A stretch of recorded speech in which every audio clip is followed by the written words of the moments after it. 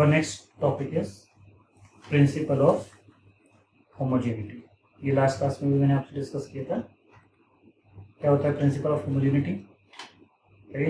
Same type of unit can be added और subtracted together. Unit same होंगी तभी हम उनको एड या सब्सट्रैक्ट कर सकेंगे। For example metre plus metre क्या होगा? मीटर स्क्वायर नहीं, मीटर ही है। मतलब मीटर में क्या जोड़ोगे? मीटर ही जोड़ोगे। मीटर के साथ आप केजी, मास, लीटर ये सब भी जोड़ सकते हो। This is simple called as principle of homogeneity. For example मैं अगर आपसे पूछूं कि force plus X is equal to Y, let's एक समथिंग, मैंने आपको एक इक्वेशन दी, force plus X is equal to Y. X और वाई को सम वेरिएबल है। अब मैं आपसे पूछूं कि बताओ एक्स और वाई के डायमेंशन क्या होंगे, तो आप क्या बोलोगे?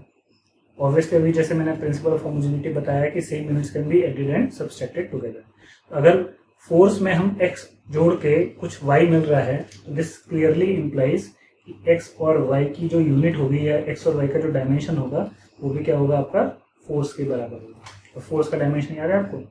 लास्ट क्लास में मैंने आपसे बताया था, force is mass into acceleration. Mass का m और एक्सेलरेशन का l t की पावर माइनस।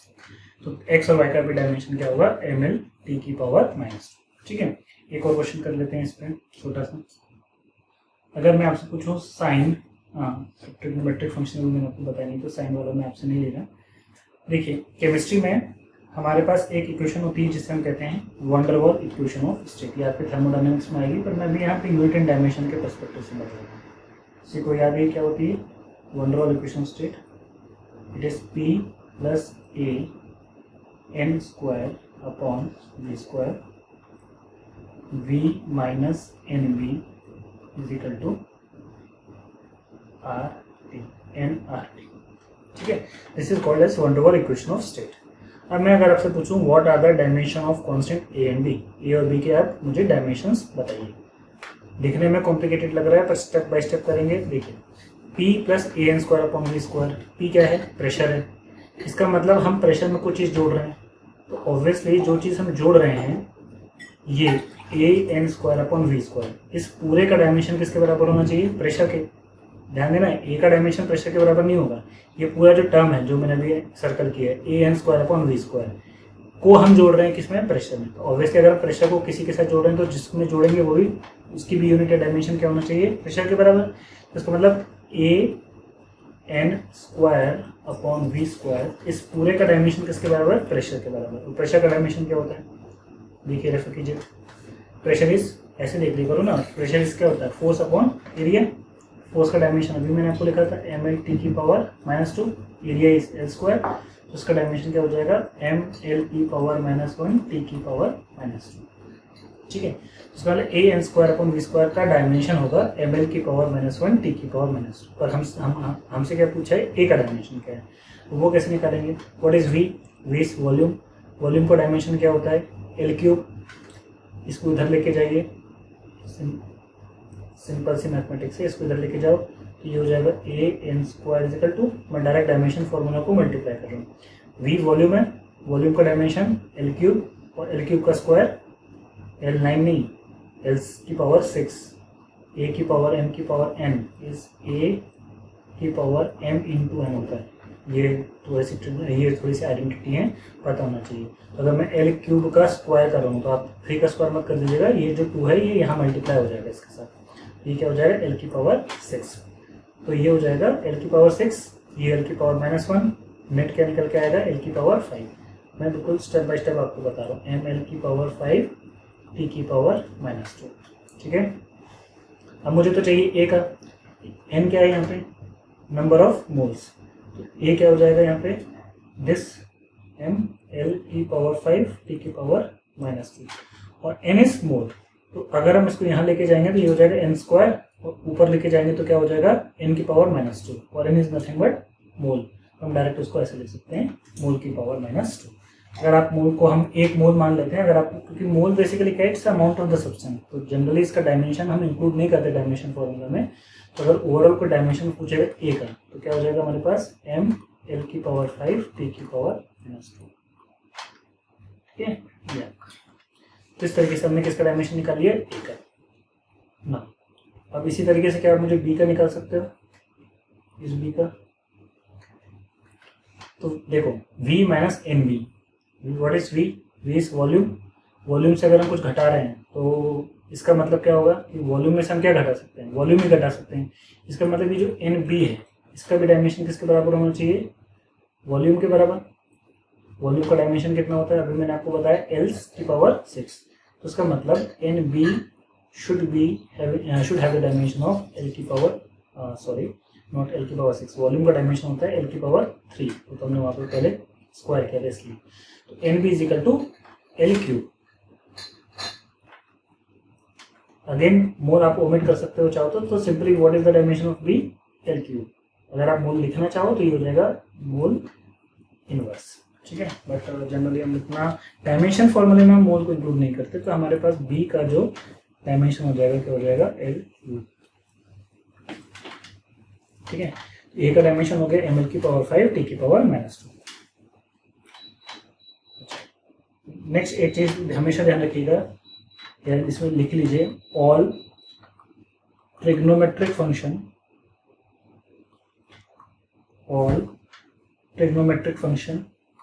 साथ साथ लिख लीजिए exponential function,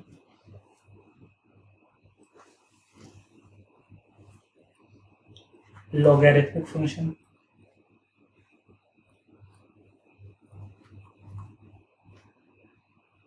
these are all dimensionless.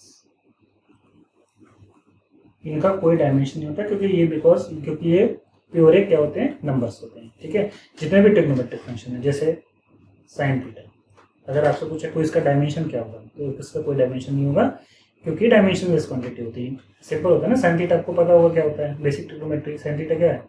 Perpendicular upon hypotenuse. Perpendicular का डायमेंशन क्या होता है? लेंथ। भाई परपेंडिकुलर क्या है? लेंथ ही तो है। हाइपोटेन्यूज क्या है? लेंथ। लेंथ से लेंथ कैंसिल हो गया, आंसर कितना आ गया? 1। इसका कोई डायमेंशन नहीं, ठीक है। इसी तरीके से हाँ, एक और इम्पोर्टेंट चीज theta. What is theta? Theta is angle. तो ध्यान रखिएगा, थीटा की अगर कोई पूछे यूनिट, तो यूनिट तो होती है इसकी। थीटा की यूनिट क्या होती है? डिग्री नहीं, डिग्री ऐसा यूनिट नहीं है। थीटा की जो ऐसा यूनिट है वो क्या है? एंगल की जो ऐसा यूनिट है वो क्या है? रेडियन। तो थीटा की जो एंगल है उसकी जो ऐसा यूनिट है वो है रेडियन। लेकिन अगर कोई पूछे इसका डायमेंशन क्या है, it is a dimension less quantity. Again it's just pure number. अब हम आएंगे ट्रिग्नोमेट्री में। थीटा बेसिकली मैथमेटिकली क्या होता है? It's arc upon radius. ये भी हम डिस्कस करेंगे। आर्क बेसिकली एक लेंथ है, रेडियस भी एक लेंथ है, इसलिए इन दोनों का डायमेंशन कैंसिल आउट हो जाएगा। ध्यान रखिएगा, कुछ क्वांटिटीज ऐसी होती हैं, कुछ फिजिकल क्वांटिटीज ऐसी होती हैं जिनकी यूनिट तो होती है लेकिन उनका डायमेंशन नहीं होता, जैसे थीटा, एंगल। तो अगर आपसे पूछे कि इज इट पॉसिबल कि some physical quantities may have units but not dimension, तो that is true, but vice versa is not true. ऐसा नहीं हो सकता कि किसी का डायमेंशन हो तो उसकी यूनिट ना हो, ठीक है। और एक चीज और ये ध्यान रखिएगा, all trigonometric function, exponential function, log functions are all dimensionless quantity. चलिए कुछ क्वेश्चन सॉल्व कर लेते हैं इसमें।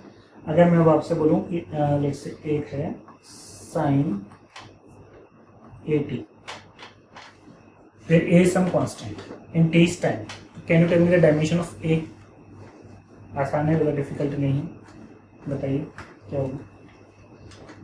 देखो हमको पता है साइन के अंदर जो वैल्यू है थीटा है, और साइन के ऐसा फंक्शन है हमारा ट्रिग्नोमेट्रिक फंक्शन है। तो ट्रिग्नोमेट्रिक फंक्शन का जैसे भी मैंने बताया कोई डायमेंशन नहीं होता, तो कोई डायमेंशन नहीं होता तो उसको हम लिखेंगे कैसे? चाहो तो आप इसको ऐसे लिख दो, m⁻0 l⁻0 t⁻0। कोई डायमेंशन क्यों? Anything raise to the power 0 is 1। ध्यान रखिएगा, कोई भी नंबर हो जिसकी पावर 0 उसकी वैल्यू हमेशा क्या होती है? आपकी 1 होती है। इसका मतलब साइन के अंदर जो भी फंक्शन है उस पूरे का डायमेंशन 1 होगा, क्योंकि इट्स अ डायमेंशनलेस क्वांटिटी। तो हम लिख सकते हैं साइन AT को, AT का डायमेंशन क्या होगा? 1, ठीक है। And what is t? नहीं समझ में आया? देखो साइन के अंदर जो फंक्शन है बेसिकली साइन थीटा होता है ना, तो AT को हम किसके बराबर मान रहे हैं? थीटा के। लेकिन थीटा की यूनिट होती है, लेकिन हम तो यहाँ पर डायमेंशन पूछ रहे हैं। तो क्या साइन थीटा का कोई डायमेंशन होगा? अगर मैं दोनों साइन 30 कितना होता है? 1/2। तो 1/2 तो एक जस्ट नंबर है, तो इसका साइन के अंदर जो कुछ भी वैल्यू आएगी वो इसकी वैल्यू रिटर्न कर देगा, एक नंबर रिटर्न कर देगा, और नंबर का कोई डायमेंशन होता नहीं है। इसलिए अगर मैं कह रहा हूँ साइन AT में A का डायमेंशन क्या है, T का तो मैंने बता दिया टाइम है, इसका मतलब AT का जो भी डायमेंशन होगा वो बराबर 1 के होगा। It's a dimensionless quantity. A is equal to क्या हो जाएगा? 1/t, T इज टाइम, ऊपर लेके जाओगे T⁻⁻1 पर, T इज टाइम, तो डायरेक्टली आपका ले सकते हो T⁻⁻1। तो ए का डायमेंशन क्या हो गया आपका टी की पावर -1। ठीक है, चलिए एक और क्वेश्चन मैं आपको देता हूँ। मुझे बताओ sign ax plus b, what is the dimension of a and b, where x is having the dimension of length, x length। तो देखो साइन के अंदर जो है वो पूरा का पूरा क्या है, डायमेंशन लेस क्वांटिटी, तो आपको ये पता है इसका मतलब ax plus b should have a dimension of 1। ठीक है, अब अगर डायमेंशन 1 है तो इसका मतलब x क्या है आपका लेंथ, तो इसका मतलब अच्छा ये इन दोनों का सम किसके बराबर आ रहा है 1 के बराबर, मतलब डायमेंशन लेस है। तो इसका मतलब यहाँ तो एक चीज़ तो क्लियर होगी कि जो b है ये भी डायमेंशन लेस क्वांटिटी होगा, b का डायमेंशन सिंपली क्या होगा 1। अब मुझे क्या चाहिए a का डायमेंशन, x का डायमेंशन क्या है l, इसका मतलब अगर b डायमेंशन लेस है तो ax भी डायमेंशन लेस होगा, तभी तो चीज़ें करेक्ट होंगी। b जो हमारा क्या है अगर डायमेंशन लेस है तो ax भी डायमेंशन लेस होगा, तो इसका मतलब x की डायमेंशन अगर लेंथ है तो a की डायमेंशन क्या होगी 1/l या 1/x, तब जाके x और x कट जाएगा और हमारे पास आंसर 1 बचेगा। और a को हम कैसे लिख सकते हैं l की पावर -1, 1/l इज l की पावर -1। तो b का डायमेंशन हो गया 1 और a का डायमेंशन क्या हो गया l की पावर -1। इस तरीके से हम कर सकते हैं, समझ में आया। चलिए नेक्स्ट टॉपिक लिखिए, application of dimensional analysis, again a very important application of dimensional analysis. देखिए ये आपकी केमिस्ट्री में बहुत कम आएगा आगे चल के। क्यों आएगा कम, क्योंकि जनरली क्या होता है आपको क्या एक्सपेक्ट करते हो कि जो सवाल आएंगे फिजिकल में नेट लेवल में बहुत आसान आएंगे कि बहुत डिफिकल्ट आएंगे। देखो सवाल तो आसान आएंगे पर आप अपना एक्स्ट्रा दिमाग लगा के उसे क्या कर दोगे डिफिकल्ट, एक तो ये चीज़ें होती हैं। दूसरा अगर आपके बेसिक्स कंसेप्ट क्लियर नहीं है तो भी आप आसान सवालों को भी क्या करोगे बड़ा कॉम्प्लिकेटेड कर दोगे। मैं फॉर एग्जांपल छोटा सा एग्जांपल देता हूँ, आइडियल गैस लॉ सभी ने पढ़ा होगा, पी वी इजिकल टू क्या होता है एनआरटी, सबको पता है। आप मुझे ये बताओ कि अगर P V is equal to NRT होता है तो अगर मुझे प्रेशर दिया है, मुझे वॉल्यूम दिया है और एन और आर तो कॉन्स्टेंट है, इन नंबर ऑफ मोल्स है, बोलिए 1 मोल है, R universal gas constant 8.314 value होती है उसकी। ठीक है, तो अगर मुझे पी दिया हुआ है वी दिया हुआ है और मुझसे आपसे पूछा अगर एग्जाम में कि टेम्परेचर टी कैलकुलेट करके बताओ, तो क्या आप नहीं कर पाओगे? गारंटी के साथ कह रहा हूँ नहीं कर पाओगे। आपको लग रहा होगा सर इसमें क्या है, प्रेशर की वैल्यू रखी, वॉल्यूम रखा, एनआर पहले से पता है, टी निकाला, कौन सी बड़ी बात है? वो इसलिए बड़ी बात है क्योंकि क्या होगा ना, वो प्रेशर देगा एटीएम में, वॉल्यूम देगा लीटर में और टेम्परेचर पूछ लेगा डिग्री सेल्सियस में, and you will do nothing. क्यों? आप पूरा घूम जाओगे, आपको पता ही नहीं, आपके बेसिक ही नहीं है ना, आपको पता ही नहीं कि यूनिट्स में कैसे काम करते हैं। अगर मेरे को टेम्परेचर निकालना है तो उसका मतलब प्रेशर, वॉल्यूम और टेम्परेचर सब एक ही सिस्टम में होने चाहिए, या तो मैं सबको ऐसा ही सिस्टम में ले जाऊं और सब, या तो सबको मैं सीजीएस में ले जाऊं। लेकिन वो क्या करेगा, तीनों की यूनिट अलग अलग सिस्टम में ले लेगा। प्रेशर की ऐसा यूनिट होती है pascal, will discuss this later on. ठीक है, प्रेशर की ऐसा यूनिट होती है पास्कल, वॉल्यूम की ऐसा यूनिट क्या होती है मैंने आपको बताया था मीटर क्यूब। ठीक है, और टेम्परेचर की ऐसा यूनिट क्या होती है केल्विन। लेकिन वो क्या करेगा, जस्ट ये चेक, देखो नेट के जो सवाल होते हैं वो एक चीज हमेशा ध्यान रखना, आपके जो नेशनल लेवल के जितने एग्जाम्स हैं, चाहे आपका नेट का हो चाहे आपका गेट का हो, नेट का पेपर या नेट का जो एग्जामिनर है या जो नेट का एग्जाम सेट करता है या नेट का जो एग्जाम है वो कभी भी आपका टाइम वेस्ट नहीं करेगा, ये हमेशा ध्यान रखना। वो कभी भी ऐसे सवाल नहीं देगा जिसको कैलकुलेट करने में कम से कम 10-15 मिनट लग जाएंगे। कारण क्या है, कारण इसलिए क्योंकि नेट में कैलकुलेटर अलाउड नहीं है, ये आपको पता है। तो मैनुअल कैलकुलेशन में वो कभी ऐसा सवाल देगा ही नहीं जिसको सॉल्व करने में 10-15 मिनट लगेंगे। और नेट फिजिकल केमिस्ट्री पोर्शन से जितने क्वेश्चंस आते हैं चाहे कितने ही लेंदी क्यों हो, 3 मिनट से ज्यादा नहीं लगता। आप लगा दो एक अलग बात है, आप एक क्वेश्चन को आधे घंटे में करो क्योंकि आपको पता ही नहीं कि उसमें करना कैसे है, स्मार्ट वर्क कैसे करना है, हार्ड वर्क क्या करना। आप हार्ड वर्क करोगे, स्मार्ट वर्क आपको आती ही नहीं करनी, तो आप उसकी फिक्र मत करो, वो मैं आपको बताऊंगा कि किस तरीके से कैलकुलेट करते हैं। फिजिकल केमिस्ट्री के जितने भी सवाल होंगे वो 2 से 3 मिनट से ज्यादा के नहीं होंगे आपके नेट में। गेट में जरूर हो सकते हैं लेंदी, क्यों? गेट में साइंटिफिक कैलकुलेटर लगा हुआ है तो वहां तो लेंदी कैलकुलेशंस एक्सपेक्ट आप कर सकते हैं, बट नेट के पेपर में आपको ऐसे सवाल वो देगा ही नहीं। अगर आपको लग रहा है कि इसमें बहुत ज़्यादा टाइम लग रहा है, इसका मतलब कहीं ना कहीं आप क्या कर रहे हो, कुछ मिस्टेक कर रहे हो।